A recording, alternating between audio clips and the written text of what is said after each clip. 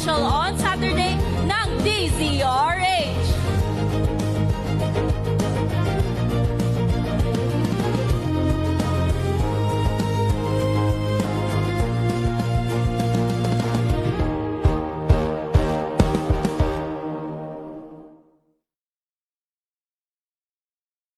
Maagang balitaan, maagang usapan sa mga issue at balita kasama si Kuya Angelo Palmones sa Magandang Umaga Pilipinas mula Lunes hanggang Biyernes.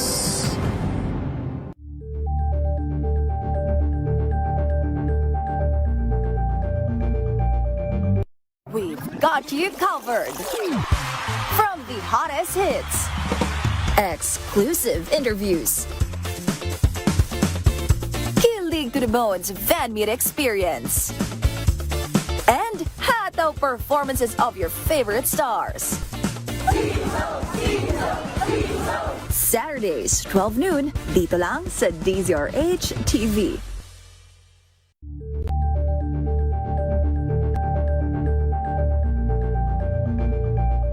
Curious ka ba sa maraming bagay? Kami na ang bahala dyan.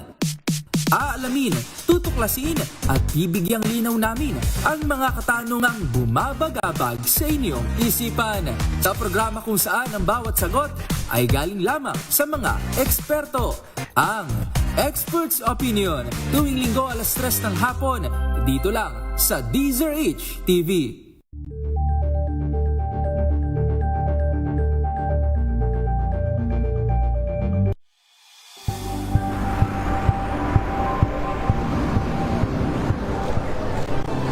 Ating mga eksperto dito lang sa Expert Opinion.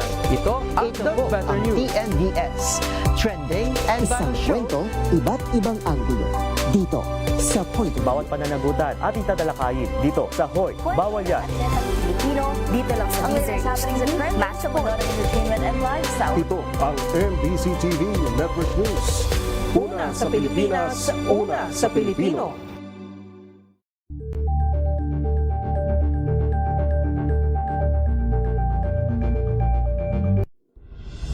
Tuloy-tuloy ang pagtulong, tuloy-tuloy ang pagseserbisyo at tuloy-tuloy ang balitaan kasama si May Binauhan sa Operation Tulong mula Lunes hanggang Biyernes.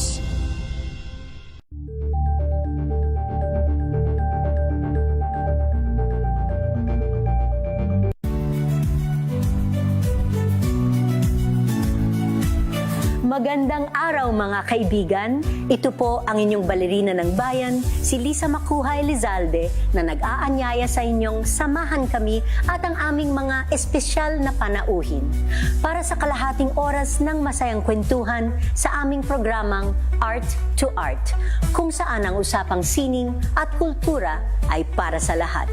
Huwag kaliligtaan, tuwing linggo, 3:30 ng hapon, dito lamang sa DZRH Radio, DZRH TV, at via online streaming.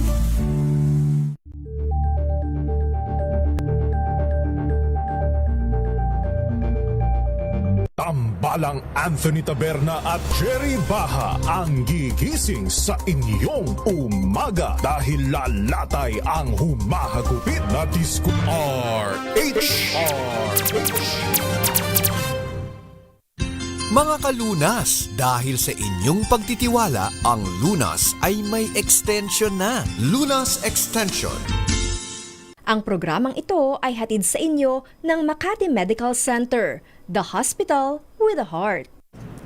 Magandang gabi Pilipinas, Metro and Mega Manila. Tutok na po dito sa programang Lunas Extension sa DZRH at RHTV. Samahan niyo po kami for 30 minutes at pag-usapan po natin ang ating kalusugan, pangangalaga ng ating katawan at pag-iwas sa iba't ibang karamdaman. Makakasama po Elani Bensal at ngayong gabing ito sasamahan nga rin po tayo ng isa sa mga pinagkakatiwalaang endocrinology specialist ng Makati Medical Center. I-welcome po natin Dr. Maria Princess Landicho Canapi or Dr. Ces. Good evening and welcome to the show. Good evening, Miss Alani. Thank you very much for inviting me. Yes, magandang gabi na nga rin po sa mga nakatutok sa atin via live streaming sa ating Facebook page na DZRH News. At maraming salamat nga rin po, Doc, sa pagpapaunlak ng aming imbitasyon na makasama kayo ngayon para pag-usapan po natin ang metabolic syndrome. Pag naririnig ko to yung metabolic syndrome, Doc, para ang broad kasi may blood sugar, blood pressure, pero para sa layman's term, para na nga rin po sa kapakanan ng ating listeners and viewers, papaano po ba natin to ma-explain sa kanila para mas madali po nilang maintindihan? So, ang metabolic syndrome ay hindi lang isang sakit like you've mentioned, no? Ang daming contributors. So, ito yung kombinasyon ng iba't ibang kondisyon sa katawan natin. So, maaaring kasama dito ang mataas na blood sugar or blood glucose, high blood pressure, mataas na triglycerides. So ano ba yung triglycerides? Itong uri ng cholesterol na nakikita natin through blood test, no? Na pinapakuha natin yung examine sa dugo through lipid profile. Isa sa mga factors na to will be, or isa sa mga cholesterol na to will be triglycerides. So kung mataas din siya, katulad ng triglycerides na 150 mg per deciliter na above, kinoconsider yun mataas. Isa pa sa mga kasama na kondisyon ay ang mababang HDL or yung good cholesterol. So, ang tawag ko nga sa HDL is Heaven's Delight para hindi makakalimutan ng mga pasyente natin. So, it means high or good cholesterol. Saka yung isa pang factor, pang 5, no? So, we have high blood glucose, high blood pressure, high triglycerides, low good cholesterol, and yung isa, increased waistline o yung paglaki ng tiyan. So kapag nagsama-sama yung mga kondisyon na to, anong nangyayari? Nagiging prone o nagiging mataas ang risk ng isang tao magkaroon ng diabetes, sakit sa puso, stroke, fatty liver, and even kidney disease. Okay, pero ano nga po ba, Doc, yung cause or sabihin natin sanhi kung bakit nga po ba nagkakaroon ng metabolic syndrome? Is it because of our unhealthy lifestyle dahil nga rin po sa kinakain natin, or mas mataas po yung factor na dahil nga po nasa lahi na rin natin nasa dugo na namana natin kay mama or kay papa? Ayan, ang malas, no, kapag may nana. Kasi tama ka, those two that you've mentioned, yung unhealthy lifestyle, saka yung isa na family history, may namana, those are the two reasons, yun yung mga dalawang dahilan kung bakit maaaring magkaroon ng metabolic syndrome ang isang tao. So, malaking factor ang unhealthy lifestyle. So, ano ba yon? Hindi tamang pagkain, lagi tayong soft drinks, matatamis na inumin, katulad ng juice, o lagi tayong kumakain ng mga matatabang pagkain, mamantika, puro pinirito, o kaya wala tayong gulay sa pagkain, could also contribute para magkaroon ng metabolic syndrome. Hindi lang pagkain, kulang sa exercise, lagi tayong nakaupo kasi trabaho natin entails nakaupo lang, lagi nakaharap sa computer. Isa yan, no? Na dahilan ng pagkakaroon ng metabolic syndrome. Hindi lang yon, pati yung puyat, kung hindi tayo natutulog ng maaga, kasi kinakailangan kahit adults, hindi pwedeng 4 hours lang yung sleep or 3 hours lang. Minsan sobrang busy natin. We need at least 7 to at least 9 hours of sleep every day. Straight yun, Doc? Yes. Tuloy-tuloy na 7 oras dapat. Oo. Yung isa pa is stress. Diba? Ang daming ginagawa, ang daming iniisip, problema sa pamilya, problema sa trabaho, yan. Mga pang tuition fee ng anak, ang dami natin iniisip, diba? So stress could also be a reason kung bakit tumataas yung blood glucose natin o tumataas yung pressure ng dugo. Tapos kapag siyempre lumalaki tayo, yung iba stress eaters, pag nasa stress ang ginagawa, kumakain. Ay, sabi mag-exercise ka, pag nasa stress ka, isuntok mo, ganyan. Pero most of us, no? What we tend to tayo sa food, binubuksan ang ref, kumakain, so nag-weight gain. Tumataba o tumataas yung timbang. Pero may role din yung sinabi mo na isa, yung family history, the genetic factors. Kasi kapag halimbawa yung nanay mo, tatay, mga kapatid, tito, tita, may lahi kayo ng diabetes, hypertension, mataas na kolesterol, katabaan o pagpataas ng timbang o kahit yung polycystic ovarian syndrome, yung PCOS na tinatawag natin. So at risk din, mas mataas yung chance na magkaroon ng metabolic syndrome. Okay. So usually it's a combination. Tama ka, is genetics plus lifestyle equals metabolic syndrome. Alright. So, yung kanina nga rin po, marami ang guilty, Doc, na kapag nga po nai-stress, imbis na i-workout nila, 'di ba? Imbis na magpapawis, mag-exercise, naghahanap sila ng comfort food, kumakain ng ice cream, ng sweets, 'di ba? Or chips. So, sa madaling salita, Doc, kapag naparami tayo ng mga pagkain na junk food, kumbaga, Doc, paano natin malalaman na papunta na tayo doon sa metabolic syndrome? May signs, symptoms, or manifestation nga rin po ba ito? Actually, wala talagang, sa simula, wala talagang pwedeng walang symptoms. Unless talaga nakikita mo pagdagdag ng timbang. No? Sabihin ng mga kaibigan mo, parang, naman tayo mga Pinoy, parang lumalaki ka, parang tumataba ka. Yan, isa yan. No? So, yung ibang mga symptoms could be pagkalaunan or kapag talagang tumataas na yung blood pressure, pwedeng iba sumasakit yung ulo nila, sumasakit yung batok. Yung iba naman, because of yung sa weight nga, na pag tumataas yung timbang, paglaki ng tiyan. Yung iba pag mataas yung asukal, mabilis mapagod, laging uhaw, laging gutom, ihi ng ihi. Tapos, yung iba naman na hindi pa nagmamanifest yung pagtaas ng sugar, tinatawag natin meron palang insulin resistance. Makikita mo yan sa balat Tignan mo yung balat. Kung halimbawa maitim yung sa leeg o yung maitim na mga flexural areas, yung mga folds katulad ng armpit or kilikili, alak-alakan, nangingitim yung tawag dyan, acanthosis nigricans, nagkakaroon ng darkening of some areas of the skin sa balat, no?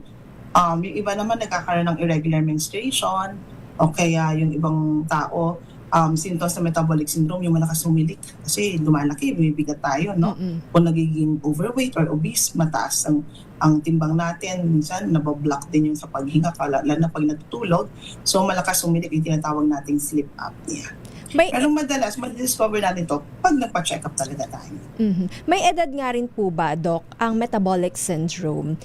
Or dahil nga po sa nagiging unhealthy na yung ating lifestyle dahil nga po sa technology, di ba, one click away, nandiyan na yung pagkain natin, or kadalasan nga rin po, work from home na yung karamihan. So, kukulang na yung kanilang physical activity. So, eto nga po ba, Doc, ay nasa pabata na ng pabata ang nagkakaroon ng metabolic syndrome?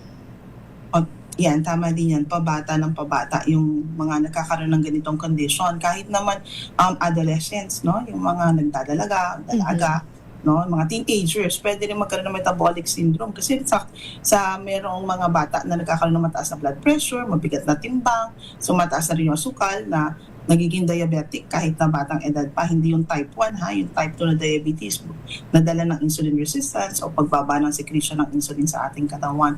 So walang ipinipiling edad, pero ang halimbawa ang diabetes, dinadiagnose natin yan or nagtusuri tayo, we do screening, no? At age of 35 years old, pababata ng bata-bata. Dati a few years ago, 40 years old, ngayon 35 years old. Pero kung mayroong family history kahit mas bata pa, pwede na nating i-screen for diabetes, isa sa ang pagtaas ng blood glucose o blood sugar sa mga kondisyon na kasama sa metabolic syndrome.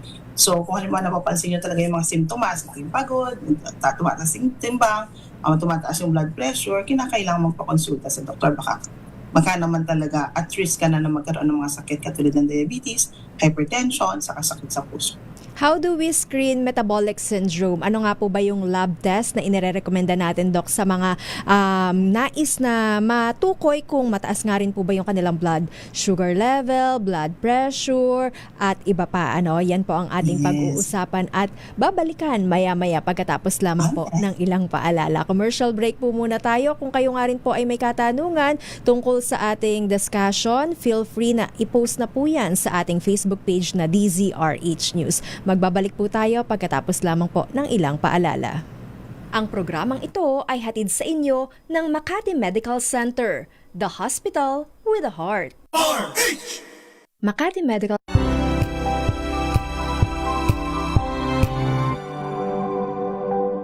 Hello, Washi! Laundry day na naman! Yay! Anong meron? Mancha ng chocolate, putik, may libag pa! Kaya natin yan! With Pride Washing Machine Detergent, may triple stain-away formula. Tanggal ang makapit, madikit, at malupit na dumit mancha. Kaya easy-easy ang labada. Mula noon hanggang ngayon! All you need is pride! All you need is pride! ACS! May nagbago, may arte, may budget. Akala nyo lang yon. So solid! White Rose Papaya, wow! White Rose! White Rose Papaya, wow! White Rose! White Rose Papaya! May glow up with White Rose Papaya! White Rose Papaya. May puti power times 2. with papaya at niacinamide. May shea butter and tea tree oil pa. Kutis sulit ang glow up. With White Rose Papaya. White Rose Papaya. Kutis sulit ang glow up. ACS.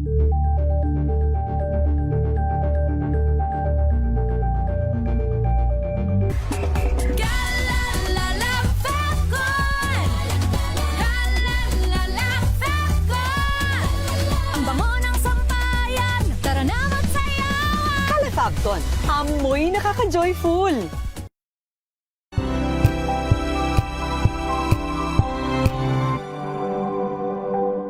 Tumunog na ang gandingan para sa kalikasan. Ang itinanghal bilang Best AM Radio Program Host ay si Cesar Chavez para sa special on Saturday ng DZRH.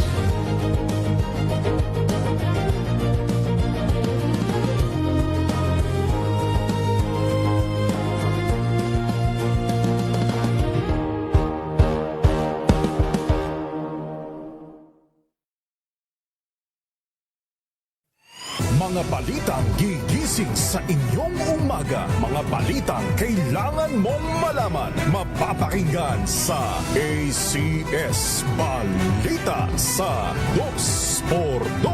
Kasama sina Anthony Taberna at Jerry Baha. Lunes hanggang Biyernes.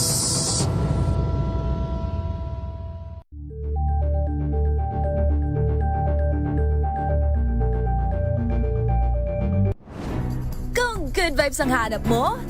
Dito ka na sa sigurado! Mula sa mga istoryang nagbibigay ng inspirasyon hanggang sa mga kwentong may dalang solusyon. Mga balitang pampagaan, pakiramdam at pampaganda ng araw. Hindi lang basta good news, kundi the better news. Mula Lunes hanggang Biyernes, 1:00 ng tanghali sa DZRH TV.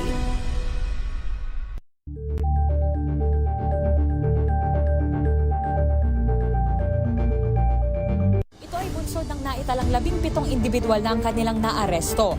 Metro Manila Development Authority o MMDA ang No Contact Apprehension Policy o NCAP sa Metro Manila. Sa ang ilang mga dokumento ay peke. Hindi rin legal ang employment na ipinangako sa kanila. Sa mata ng batas, mananagot ang sangkot at may sala. Dahil sa bawat paglabag, may karampatang parusa. Alamin ang mga pananagutan sa likod ng mga bawal. Lunas Extension. Ang programang ito ay hatid sa inyo ng Makati Medical Center, the hospital with a heart.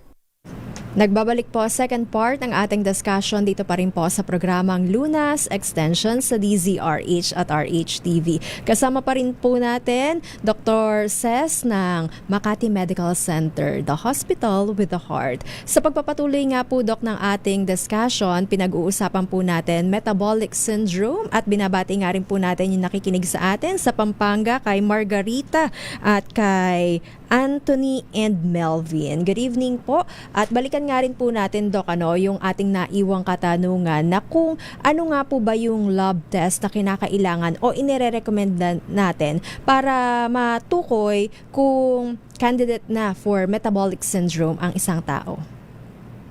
So yung mga blood test natin, kinakailangan ng fasting. So I will enumerate. Fasting means hindi kakain ng mga 8 up to 12 hours. So usually, sasabihin ko sa pasyente, huwag nang kakain sa gabi, tapos bukas ng umaga. Sa umaga, early in the morning, pupunta po sa laboratorio, magpapakuha ng dugo. Ano po yung mga dugo na ito? We'll do fasting blood glucose or FBS, HbA1c. Yung FBS natin, kinakailangan. Ang normal kasi yan, less than 100 mg per deciliter. Kapag halimbawa ang number mo is 100 to 125, sasabihin sa'yo, pwedeng meron ka ng pre-diabetes. Kapag mga 126 and above, sabihin sa'yo ng doktor, pag interpret, sabihin, ako, maaaring meron ka na talagang diabetes. So, sinusupport pa ng isa pang test is called HbA1c. So, it comes in percentage. So, pwedeng ang maging resulta is kapag 5.6 and below, normal yon. Pag 5.7 up to 6.4%, yun yung level ng pre-diabetes or at risk for having diabetes. Kapag naman 5.6% and above, then that will be diabetes 6.5% and above, then that will be diabetes already. Pero yung unang gagawin muna ng doktor mo, bago niya kunin yung FBS, HbA1c, magpakuha ng another blood test katulad ng lipid profile, yung pag-check ng cholesterol, triglycerides, good cholesterol, saka bad cholesterol. Bad cholesterol, lechon de leche, LDL. So the patients will not forget, hindi po makakalimutan kung alin po ba ang good, which is HDL, Heaven's Delight, and bad is LDL, which is lechon de leche. Okay. Pero bago po kayo kuhanan ng dugo, yan, ang gagawin po muna ng doktor sa klinika, syempre kukunan kayo ng blood pressure. Doon makikita kung mataas yung pressure ng dugo. Kung halimbawa po yung blood pressure ninyo, 2 or more occasions, hindi lang naman sa isang kuhanan. Baka nila-nervous ka lang kasi kaharap mo yung doktor, baka pwedeng tumaas. So usually pinapamonitor ko sa bahay o mag-monitor po kayo sa umaga pagkagising, sa gabi bago matulog para makita natin kung meron kayong pang blood pressure monitor. Tapos kapag halimbawa ang presyon 135/85 pataas, o pwedeng sabihin na ng doktor na mukha po mayroon po kayong alta presyon or hypertension. Pero again, hindi yun isang beses lang kukunin. Baka naman napuyat lang ng gabi, napagod papuntang ospital, ang traffic, ganyan. So yan, makailang ulit na pagkuha ng blood pressure, tapos paulit-ulit na mataas, doon po tayo madadiagnose ng high blood. Tapos kinukuha din po ang timbang, your height and your weight, kinocompute po yung tinatawag na body mass index. Doon po natin makikita yung category natin kung tayo ay normal weight, or overweight, or obese. Pwede rin pong underweight. Pero konti lang po yung nakikita kong mga pasyente na underweight sa ngayon. Most of the time, normal, overweight, and meron din po tayong mga obese na pasyente. Okay. Sa waistline, kanina na-mention natin, Doc, na kapag laki na ang kanilang waistline, nandun na sila sa metabolic syndrome, Anong ideal waistline nga po ba sa babae at sa lalaki? Kasi isa yan sa 5, yung waistline na category. Pag kasi positive ka sa 3, parang bagsak ka sa 3, yung 3 present sa'yo out of the 5 na categories na sinabi ko sa kanina, kasama yung waistline, po pwedeng meron kang metabolic syndrome. So kinakailan ng waistline sa kababaihan, less than 35. Kasi pag 35 inches and above, dun pasok, yung category na metabolic syndrome, Tapos sa kalalakihan naman, 40 inches and above naman. Okay. So yun, mas alam ko natin inches kaysa centimeter. So kunin nyo na po yung mga medida nyo, tingnan nyo yung waistline ninyo. Double check na natin. 35, nako. Pwede ka na sabihin, baka metabolic syndrome, kumataas din po yung blood sugar ninyo, kumataas din po yung triglycerides ninyo, mababa yung good cholesterol, o kaya po kung mataas po yung presyon ng dugo.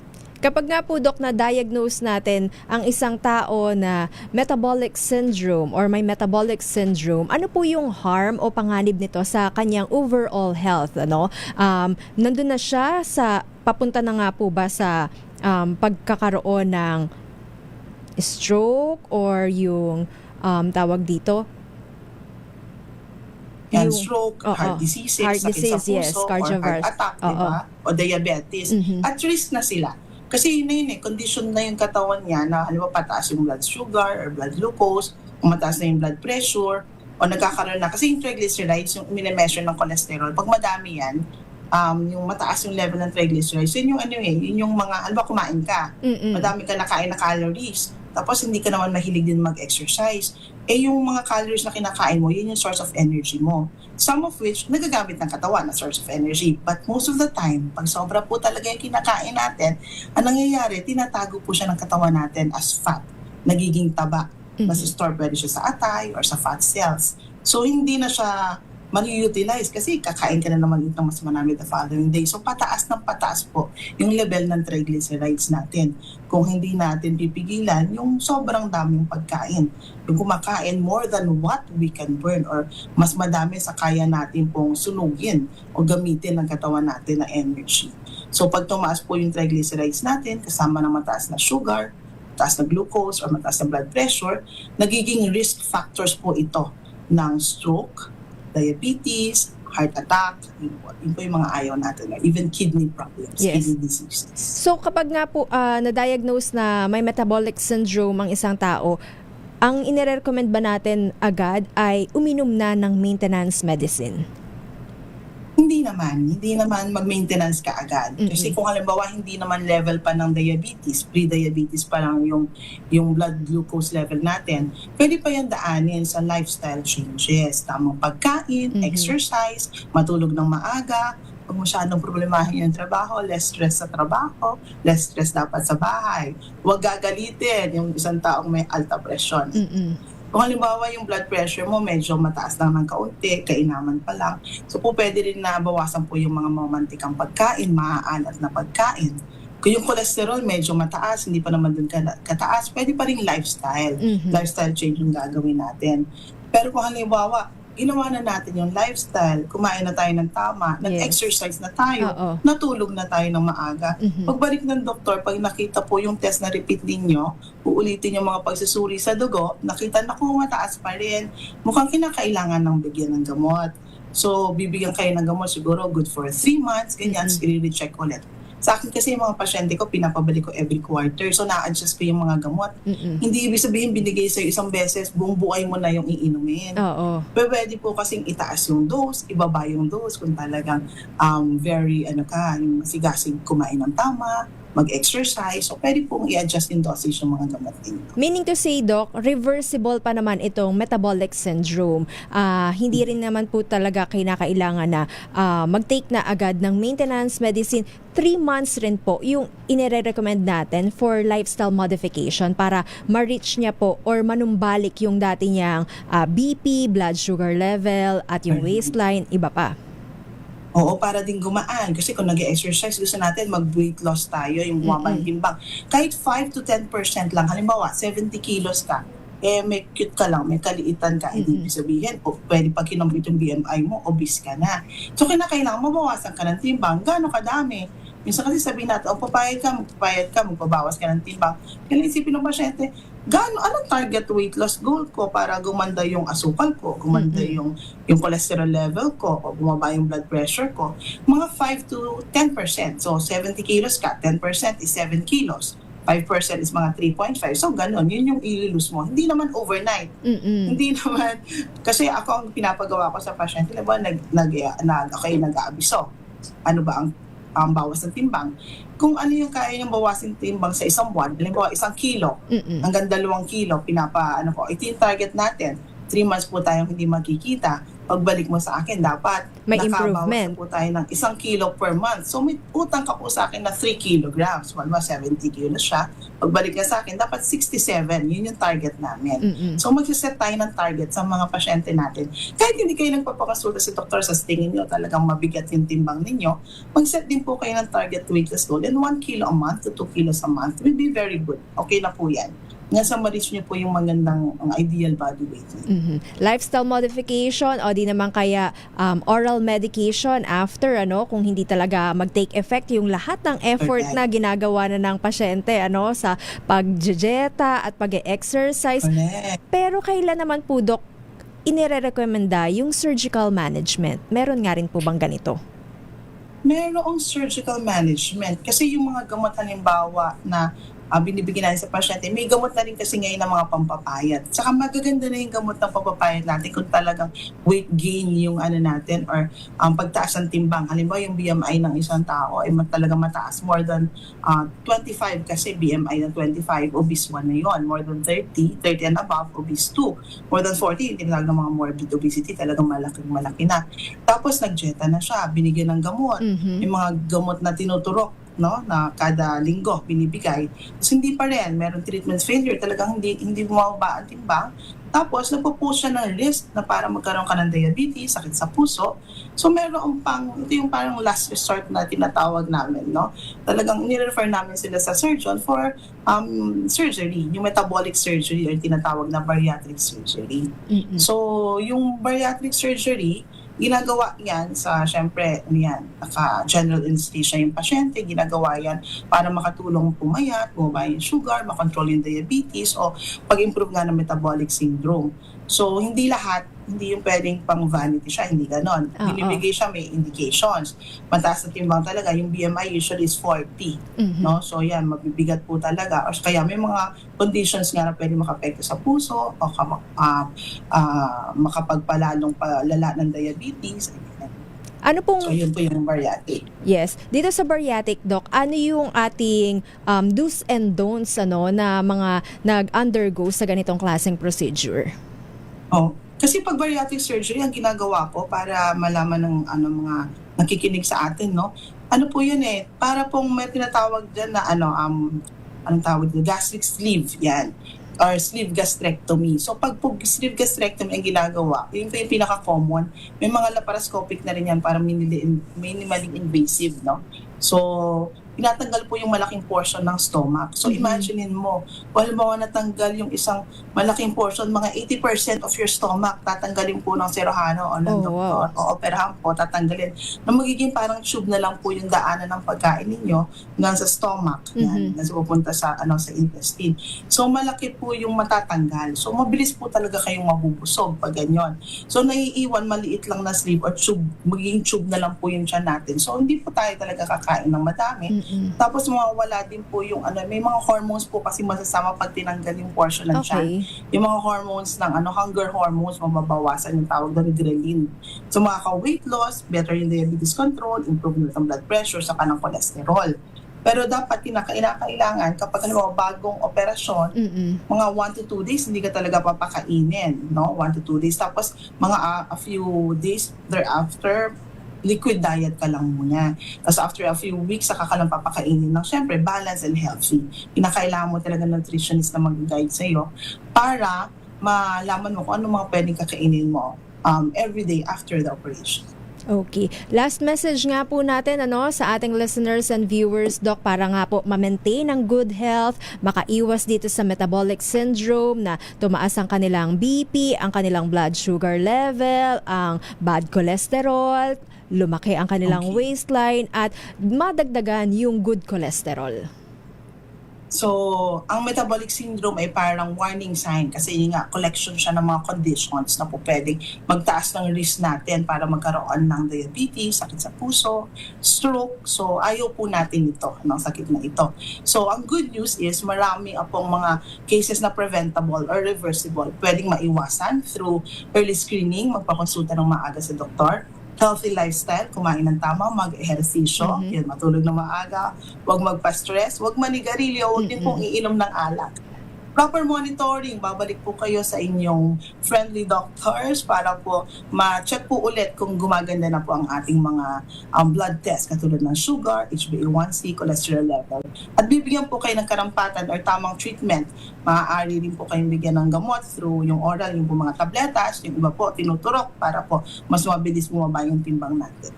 Thank you once again, Dr. Ces. May mga gusto nga rin po ba tayong batiin or pasalamatan? Yan. Thank you to Makati Medical Center, syempre, for giving me a chance to share my knowledge. Kung ano po nalalaman ko tungkol sa metabolic syndrome para po makatulong sa nakararami. Inaanyayahan ko rin po kayo na bisitahin po kami sa Makati Med. Particularly, meron po kami tinatawag na endocrine center na tutulong po sa mga pasyenteng may diabetes, mataas yung timbang, mga kung kinakailangan niyo po ng edukasyon tungkol sa paano po natin i-ensure na gaganda po yung asukal or sa blood glucose natin. Nandito po kami para makatulong sa inyo sa endocrine center. Thank you once again sa ating endocrinology specialist ng Makati Medical Center, Dr. Maria Princess Landicho Canapi or Dr. Ces. And again, invest in your health. Para nga po sa may mga katanungan or other health concern, maaari pa rin po kayong tumawag sa Makati Medical Center hotline number 8888-8999 or visit makatimed.net.ph. Nakasama nyo nga rin po Ella Bensal, bumabati ng magandang gabi at magkarinigan tayo hanggang sa susunod dito pa rin po sa programang Lunas Extension sa DZRH at RHTV. Ang programang ito ay hatid sa inyo ng Makati Medical Center, the hospital with a heart. Mga kalunas, hanggang bukas dito sa Lunas Extension.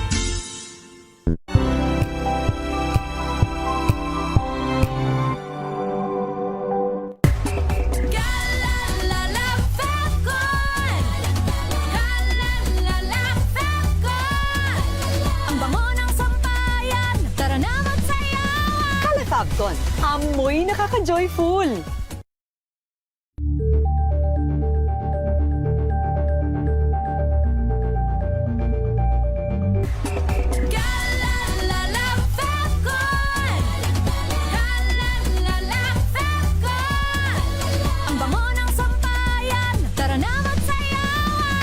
Calefabton, amoy nakaka-joyful.